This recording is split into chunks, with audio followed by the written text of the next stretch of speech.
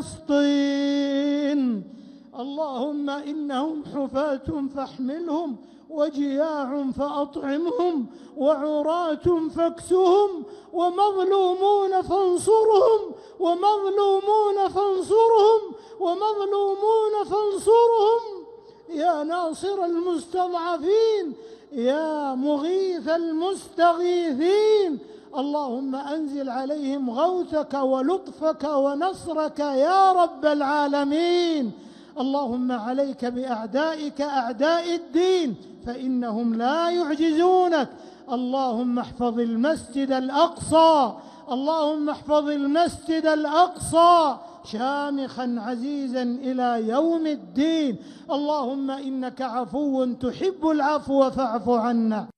ফিলিস্তিনের মানুষের রক্তচোষা, সকাল বিকাল শিশুদের রক্ত দিয়ে যারা নাস্তা করে এবং খাবার খায়, নির্লজ্জভাবে যারা যুদ্ধবিরতি ভঙ্গ করে ঠিক 17ই রমজানকে নির্বাচন করে, ঐতিহাসিক বদর দিবসকে নির্বাচন করে ওই দিনের সাহরির সময় আঘাত, এটা পরিকল্পিত। প্রতি বছর আপনারা লক্ষ্য করে থাকলে দেখবেন, গত বছর, তার আগের বছর, তার আগের বছর, টানা কয়েক বছর আমার পরিষ্কার মনে আছে, ঠিক রমজান মাসে আঘাতটা করা হয়। এবং যত যুদ্ধবিরতি ইত্যাদি মুখে বলা হোক না কেন, চির মুনাফিকের পরিচয় দিয়ে তারা মুসলমানদেরকে ঠিক রমজান মাসে, ঈদের দিনে, 17ই রমাদান, এই দিনগুলোকে বাছাই করে করে তারা আঘাত করে। আমাদের এই দেশে সে সকল আঘাতকারী নরপিশাচদের যে সমস্ত আদর্শের ধারকরা আছে, তাদের গলার জোর এত বেশি। আমার অবাক লাগে, আমরা বেঁচে থাকতে এই দেশে অন্তত বসে কিভাবে এই মানুষ খেকোদের আদর্শের ধ্বজাধারীরা উঁচু গলায় এদেশে কথা বলতে পারে। কতটা নির্লজ্জ হলে মানুষ, কতটা বেহায়া হলে মানুষ এরকম খুনের সপক্ষে সাফাই গাওয়া কিংবা খুনিদের ব্যাপারে মৌন সমর্থন, নানাভাবে তাদের আদর্শের সমর্থন একজন মানুষ কিভাবে করতে পারে। ধর্মীয় দৃষ্টিভঙ্গি আমরা একটু সাইডেই রাখলাম। আমার মনে হয় এটার জন্য আমাদেরও দায় আছে। আমরা একটু ঝেড়ে কাশতে পর্যন্ত অনেক বেশি ভয় পাই। আমাদের কাছে আমাদের চাকরি, আমাদের অবস্থান, এগুলা এত বড় হয়ে দাঁড়ায় যে আমার মিনিমাম বিবেকের তাগাদায় যে কথাটা বলা দরকার, যে দায়িত্বটুকু পালন করা দরকার, সেই দায়িত্বটুকু পালন করতে পর্যন্ত অনেক সময় আমরা পারি না। আল্লাহ তাআলা আমাদেরকে অন্তত এখন সুযোগ করে দিয়েছেন, অন্তত মুখ ফুটে কথা বলবার। আমরা যদি সেই দায়িত্বটুকু পালন না করি তাহলে আল্লাহর কাছে আমাদের দায় হবে অনেক বেশি। আপনারা যারা এখানে উপস্থিত আছেন, অনেক সিনিয়র শিক্ষক বৃন্দ আছেন যারা আমার পিতৃতুল্য, যারা আমার শ্রদ্ধেয় বড় ভাই তুল্য, আমার শিক্ষক তুল্য, আমি বিনয়ের সাথে আপনাদের কাছে আরজ করতে চাই, শুধু স্মরণ করিয়ে দিতে চাই, যেটা আপনারা জানেন, জানা কথাটাকে আবার আপনাদেরকে রিমাইন্ড করে দিচ্ছি। কারণ আল্লাহ তাআলা বলেছেন, ওয়াযাক্কির ফাইন্না যিকরা তানফাউল মুমিনিন, ঈমানদারদের উপকার হয় স্মরণ করিয়ে দিলে। সেই অর্থে, সেই কারণে আপনাদেরকে একটু স্মরণ করিয়ে দিচ্ছি। নবী করিম সাল্লাল্লাহু আলাইহি ওয়াসাল্লাম কিন্তু আমাদেরকে নির্দেশ করেছেন সৎ কাজে আদেশ দিতে এবং অসৎ কাজের বাধা প্রদান করতে। আপনারা জাতির বিবেক, আপনারা আল্লাহ তাআলার পক্ষ থেকে যে সম্মানের অধিকারী হয়েছেন, এদেশের অন্য বহু শ্রেণী পেশার মানুষ এত সম্মানের অধিকারী নন। আল্লাহ আপনাদেরকে যে সামাজিক অবস্থান দিয়েছেন, এই সমাজের উপর আপনাদের যতটা প্রভাব আছে, আল্লাহ তাআলার কাছে তার দায়ও কিন্তু অনেক বড়। নবী করিম সাল্লাল্লাহু আলাইহি ওয়াসাল্লাম সেই হাদিসটি আমরা শুনেছি, কুল্লুকুম আলা কুল্লুকুম রাইন ওয়া কুল্লুকুম মাসউলুন আন রাইয়াতিহি, তোমরা সবাই দায়িত্বশীল। সো সবাই যার যার দায়িত্বের পরিধি অনুপাতে আল্লাহর কাছে জিজ্ঞাসিত হতে হবে। যার দায়িত্ব এর পরিধি যত বড় হবে, যার সামাজিক অবস্থান যত বড় হবে, আল্লাহর কাছে তার জবাবদিহিতাটাও তত বড় হবে। আমরা আজ নির্যাতিত ফিলিস্তিনিদের পক্ষে দু চার কলম লেখা, তাদের সহমর্মী হয়ে কখনো রাস্তায় একটু মানববন্ধন করা, কখনো একটু কোথাও একটু দাঁড়ানো, কোথাও যথাবিহিত নিয়ম শৃঙ্খলার মধ্যে থেকেও আমরা একটু প্রতিবাদ করা, এই দায়িত্বটুকু পর্যন্ত আমরা অনেকে পালন করছি না। আমি খুব লজ্জিত হই একজন বাংলাদেশি হিসেবে, কারণ ফিলিস্তিন ইস্যুতে বাংলাদেশের মতো এরকম নির্লজ্জভাবে এতটা নীরবতা, নিস্তব্ধতা পৃথিবীর কোনো দেশে আমার চোখে পড়েনি।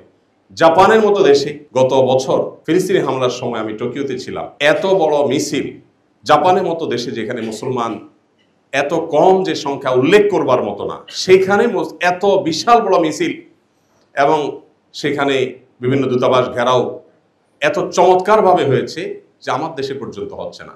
এবং সেখানে ইহুদি কোম্পানিগুলো, বিশেষ করে যে ফুড চেইন স্টোর যেগুলো আছে, সেগুলোর সামনে যে পরিমাণ মাছি মারে, এটা আমি নিজের চোখে যেটা দেখেছি, দুর্ভাগ্য আমার দেশে মানুষের ভিতরে সেরকম কোনো সেন্স পর্যন্ত নেই। আমার মনে হয় জাতিকে জাগাবার দায়িত্বটুকু আপনাদের অন্তত আছে। আপনারা শিক্ষক হিসাবে আপনাদের কলম ধরবার, আপনারা জাতিকে সচেতন করবার যে দায়িত্ব আছে, সেই দায়িত্বটা যদি আপনারা সঠিকভাবে পালন করেন, তাহলে আমরা যারা সাধারণ মানুষ আছি, আমরা ইনশাআল্লাহ আপনাদের পেছনে, আমাদেরকে আপনারা পাবেন এবং জাতিকে আপনারা জাগাতে পারবেন। পৃথিবীর অন্যান্য অমুসলিম দেশগুলোতে পর্যন্ত, এমনকি খোদ আমেরিকাতে পর্যন্ত এই মানব ইতিহাসের ন্যাক্কারজনক বর্বরচিত অসভ্যতা, এটার বিরুদ্ধে সেখানে যেরকম মানুষ ফুঁসে উঠেছে, মানুষ যেরকম রাস্তাঘাটে বের হয়েছে এবং ইহুদি কোম্পানিগুলোকে যেভাবে বয়কট করেছে, আমার দেশে পর্যন্ত সেটা হচ্ছে না। আপনি জান, আমরা এখানে যারা আছি, আমার মনে হয় আমাদের বেশিরভাগ মানুষের বাসা বাড়ি চেক করলে, আমরা নিজেরা যদি নিজের বাসা চেক করি, আমরা দেখতে পাবো আমাদের বেডরুমে, আমাদের টয়লেটে, আমাদের কিচেনে, আমাদের প্রত্যেকটা রুমে ইহুদি প্রোডাক্ট দিয়ে ভরা। আমাদের পেস্ট, আমাদের সাবান থেকে নিয়ে প্রত্যেকটা আইটেমে প্রোডাক্ট, আমাদের ঘরবাড়ি ভরা, আমাদের অফিস আদালত ভরা। অথচ আমার দেশীয় প্রোডাক্ট আছে, একটু মান হয়তো কম হবে, দাম হয়তো একটু বেশি হবে।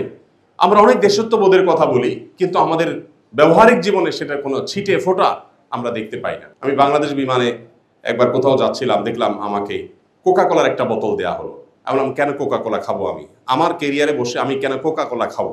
আমার দেশীয় ড্রিঙ্কস নাই, কেন আপনি সেটা দিবেন না? পরে আমি বললাম, এটা আমি প্রতিবাদ স্বরূপ খেলাম না, আপনি এটা নিয়ে যান, আমাকে সাদা পানি দেন। তো আমাদের দেশে এই কথাগুলো আপনাদের মুখ থেকে উঠে আসা দরকার। আপনাদেরকে বলতে হবে, শ্রদ্ধেয় শিক্ষকবৃন্দ, আপনারা যদি সৎ কাজের আদেশ এবং অসৎ কাজে বাধা প্রদান করার এই যে মহান দায়িত্ব আছে, এই দায়িত্বটুকু আপনারা যদি আদায় করেন, তাহলে সেক্ষেত্রে আজ মানবতার সবক দেওয়া মানুষগুলো, যারা আমাদেরকে সকাল বিকাল মানবতার সবক দেয়, তাদের মানবতার আসল রূপ কি সেটা আমরা প্রতিনিয়ত দেখতে পাই। পশ্চিমে ইউরোপের প্রত্যেকটা দেশে গেলে দেখা যায়, যারা আমাদেরকে সারাদিন সংখ্যালঘু অধিকার বলতে বলতে বলতে বলতে মুখ দিয়ে ফেনা ছুটায়, তারাই শুধুমাত্র মুসলিম হওয়ার কারণে অহেতুক প্রত্যেকটা মানুষকে হ্যারাসমেন্ট করে। তোমাদেরকে ভয় করার আমাদের কিছু নেই, আমরা ভয়, হৃদয়ের ভয়টুকু সব আল্লাহকে জমা দিয়ে দিয়েছি, তোমরা কিছুই করতে পারবে না। মুসলিমরা মৃত্যুর নেশাগ্রস্ত জাতি, এটা মনে রেখো, এটা মৃত্যুর নেশাগ্রস্ত জাতি। মরার নেশায় আমরা নেশাগ্রস্ত। আমাদেরকে মৃত্যুর ভয় দেখাও, মেরে তুমি আমাদেরকে নিপাত করবা, কোশ্চিন কালেও পারবে না। একটা মরবে, কোটিটা মরার জন্য লাইনে আসবো ইনশাল্লাহ, মারতে পারবে না, কিন্তু তুমি শেষ হয়ে যাবা, অস্তিত্ব থেকে হারিয়ে যাবা আকাশের মারে। কারণ এই শতাব্দীটা সেই শতাব্দী, 2024 পরবর্তী নামটা বারবার নিচ্ছি, 2024 কেন নামটা নিচ্ছি? Be careful. এই শতাব্দীতে শয়তানের না, এটা রহমানের, এটা ক্রিয়েটর আল্লাহর। আমরা মুসলিমরা প্রতিবাদ করবই। জুন্দুন বিল শাম, জুন্দুন বিল ইরাক, জুন্দুন বিল ইয়ামান, তিনটা অপরাজেয় মুসলিম বাহিনী আছে পৃথিবীতে। একটা শাম অর্থাৎ ফিলিস্তিন, সিরিয়া, জর্ডান, ইরাক না, জর্ডান সহ এই গোটা এরিয়ায়, এখানে একটা অপরাজেয় মুসলিম বাহিনী আছে। জুন্দুন বিল ইরাক, ইরাকে আরেকটা নবীজির হাদিসে বর্ণিত অপরাজেয় বাহিনী আছে।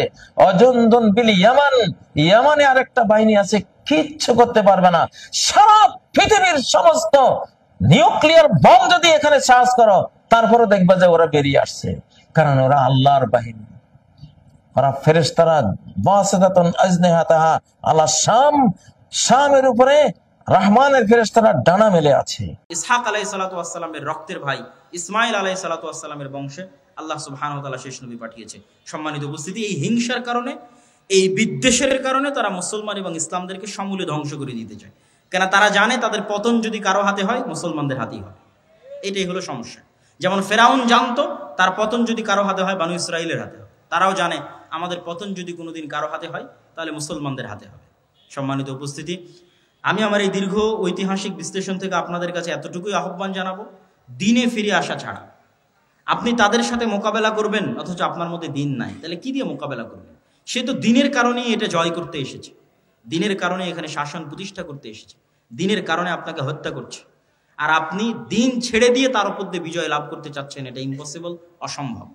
একদল মানুষ যদি দিন পালন করে আল্লাহর উপর ভরসা করে বের হয়ে আসে, তাহলে তাদের হাতে আল্লাহ সুবহানাহু ওয়া তাআলা মসজিদে আকসা বিজয় দিবেন, এটা আল্লাহর ওয়াদা। আমরা এখন পারছি না কেন? আমরা এখন গজবের অবস্থায় আছি, আযাবের অবস্থায় আছি। আল্লাহ তাদেরকে দিয়ে আমাদের উপর শাস্তি দিচ্ছে। যেমন ফেরাউনকে দিয়ে তাদেরকে শাস্তি দিয়েছিল, তাদেরকে আযাব এবং গজবের মধ্যে আল্লাহ সুবহানাহু ওয়া তাআলা নিক্ষেপ করেছিলেন। ঠিক এই যুগের ফেরাউন হচ্ছে তারা। আমরা আযাব এবং গজবের মধ্যে আছি, এবং এখান থেকে উদ্ধার পেতে হলে ঈমান এবং আমল লাগবে, স্বাধীন চেতা বিশ্বাসী লাগবে। গোলামি বিশ্বাস চলবে না। আমি বলেছি আমাদের সবচেয়ে বড় সমস্যা গোলামির বিশ্বাস। মুসা আলাইহিস সালাম যদি বানু ইসরাইলের ঘর বাড়িতেই লুকিয়ে লুকিয়ে মানুষ হতেন, উনি জীবনে কোনোদিন ওই ফেরাউনের বংশের কিবতীকে এক থাপ্পড়ে হত্যা করতেন না। কেননা বানু ইসরাইলের সাথে পালিয়ে পালিয়ে মানুষ হতে হতে অন্তর ছোট হয়ে যেত। কথা আমার বুঝতে পারছেন? তো মুসা আলাইহিস সালামকে আল্লাহ মানুষ করলেন ফেরাউনের ঘরে। তো ফেরাউনের ঘরে উনি স্বাধীন চেতা হয়ে মানুষ হয়েছে, যে একটা মানুষের পূর্ণ অধিকার সুযোগ সুবিধা কি হওয়া উচিত। ওই অবস্থায় বড় হয়ে যখন দেখছে তার বংশের মানুষকে আর একজন মারছে, তখন দিয়েছে এক থাপ্পড়ে মরে গেছে। তো এক থাপ্পড় দেওয়ার জাজবা কোথায় থেকে আসলো? গোলামি মুক্ত অবস্থায় বড় হয়েছেন, এই জন্য আল্লাহ তাকে গোলামি মুক্ত অবস্থায় ফেরাউনের বাড়িতে, ফেরাউনের ঘরে বড় করেছে। আর আমরা জীবনযাপন করছি 200-250 বছর থেকে গোলামির অবস্থায়, এখনো গোলামির অবস্থায়। স্বাধীন চেতা মনোভাব আমাদের মধ্যে নাই। আমাদের চাল চরিত্র বিকৃত হয়ে গেছে, স্বভাব চরিত্র বিকৃত হয়ে গেছে। এই জন্য আমাদেরকে আমাদের দ্বীনে ফিরে আসতে হবে, স্বাধীন চেতা মনোভাবী হতে হবে। মা এবং বোনদেরকে নিয়ত রাখতে হবে যে তারা পুত পবিত্র অবস্থায় সন্তান জন্ম দিবে আল্লাহ সুবহানাহু ওয়া তাআলার সন্তুষ্টির জন্য, আল্লাহর দ্বীনের জন্য। কখনো বেহায়াইপনা দিয়ে পুরুষ জন্ম দেওয়া সম্ভব নয়। বেহায়াই বেলেল্লাপনা দিয়ে মুজাহিদ পুরুষ জন্ম দেওয়া সম্ভব নয়। বেহায়াইর মধ্যে মেয়েলি পুরুষ জন্ম নিতে পারে। কথা আমার বুঝতে পারছেন? যখন একটা সমাজে পরিপূর্ণরূপে বেহায়াই ছড়িয়ে পড়ে, তখন ওই সমাজের পুরুষরা কি হয়ে যায়? মেয়েলি পুরুষ হয়ে যায়। আমাদের সমাজে যদি বেহায়াপনা বেলেল্লাপনা বেশি ছড়িয়ে পড়ে, তাহলে আমাদের মধ্যে আর পুরুষের রক্তই নাই, সব মেয়েলি পুরুষ হয়ে গেছে। এদের দিয়ে কোনোদিন জেহাদও হবে না, এদের দিয়ে মসজিদে আকসাও বিজয় হবে না। তাহলে পুরুষ জন্ম দিতে হবে। পুরুষকে জন্ম দিতে পারবে পুত পবিত্র বেহায়াপনা বেলেল্লাপনা মুক্ত অবস্থায় যে থাকবে, সে পুরুষ সিংহ, বাঘ, বীর সিংহ সালাহুদ্দিন আইয়ুবী, তারেক বিন জিয়াদের মতো সন্তান জন্ম দিতে পারবে, স্বাধীন চেতা সন্তান জন্ম দিতে পারবে।